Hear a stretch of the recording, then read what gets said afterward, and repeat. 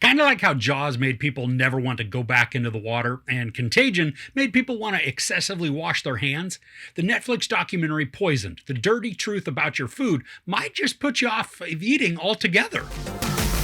A shocking indictment of the food industry and its regulators, this documentary exposes how decades of apathy and malfeasance have left the American food supply and its consumers vulnerable to deadly pathogens like E. coli and salmonella. So this probably won't come as such a huge shock to anybody outside of the US, but our food standards, regardless of what our politicians tout, are pretty horrendous. This documentary, it's a quick watch at 83 minutes, but it's horrifying at what is allowed to be in the food that we in the US eat.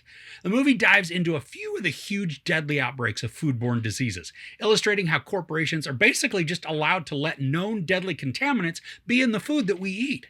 There are interviews with parents of dead children, as well as scientists, journalists, and food producers. It's sickening, to say the least, and really, not only just from that content, but the imagery itself is also stomach-churning. We are shown slaughterhouse conditions, as well as processing plants that made me squirm and then turn my head. But the most terrible part is what's revealed by supposed inspectors whose sole job is to make sure the food passing by them at a plant is safe for consumption. And yet, they'll be sleeping, barely paying attention, or not even present. The film starts off by documenting the E. coli breakout that started in Jack in the Box restaurants. Undercooked beef, hospitalized, and then killed a bunch of children. It's heartbreaking, and then it's utterly maddening as the corporate spin and the butt covering begins. We're shown how there's a sneaky way that corporations keep the government inspectors and regulators out of their businesses by self-regulating. So they say they'll create just a set of rules and regulations that must be followed, and they'll also be the ones to keep themselves accountable.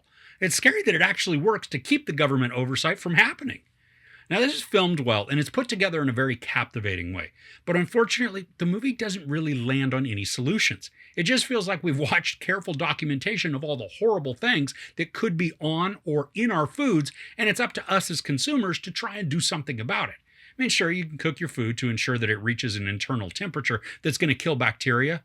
But what about lettuce or fruits that aren't cooked? Washing it doesn't remove the threat. So what do? There's even a disheartening tone to the narrative that despite being shown terrible findings in foods, suppliers and processors, they just kind of shrug it off and say, well, we have to do better. There's no accountability, no preventative measures put into place, and at least no regulations that are upheld. Now, I don't think this is meant to be taken as a scare tactic, but the information conveyed is certainly unsettling and disturbing. And while this documentary focuses primarily on the US, two regions here are responsible for outfitting the rest of the world with lettuce. So when the supply is contaminated here, it affects the entire world's population. And woven throughout the entire documentary is an interview with an attorney who's become the authority when it comes to prosecuting companies for foodborne diseases. Now, he's super knowledgeable and he's well-spoken, so all of the information is broken down into understandable concepts. He's also emotive, so he's not an unfeeling robot when things affect him. Especially when children have died as a result of food negligence. It tears him up, and it makes him very relatable as a source. I also appreciated hearing from other experts within the fields of science as they break down and explain scientific concepts and epidemiology in accessible ways. And this helps the information to not go over our heads, but instead can be internalized and then used to make educated decisions. So is this going to make you want to grow your own vegetables and swear off meat and dairy products forever? And I doubt it. But the information is very eye-opening and intriguing. It's already made me question whether or not we should buy the cantaloupe or if it's worth the risk for chicken tonight. I hope at the very least that more discussion is raised so that appropriate protections can be enforced to help better ensure our food source is safe to consume. And because of what the US exports, tighter protections is going to make it safer for the entire world.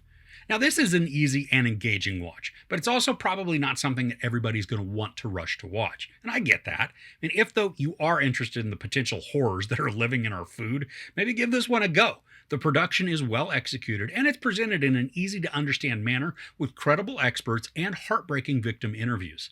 And while this doesn't leave us with many solutions other than an awareness of the dangers and the lack of protection, the story itself is compelling. There's no sex or nudity, some profanity. Well, there's not really any violence. There is quite a bit of disturbing imagery. Now, as a reminder, I don't give couch ratings to documentaries, but I highly recommend checking out Poisoned, The Dirty Truth About Your Food on Netflix. And it may turn your stomach, but hopefully it's also going to lead to change. So Have there been any documentaries or maybe movies that have created visceral reactions to something, making you not want to experience that thing? Let me know in the comments below. If you enjoyed this review, please give it a like. Also, don't forget to share and subscribe. I'm Chris. This is Movies and Munchies. Thanks for couching with me.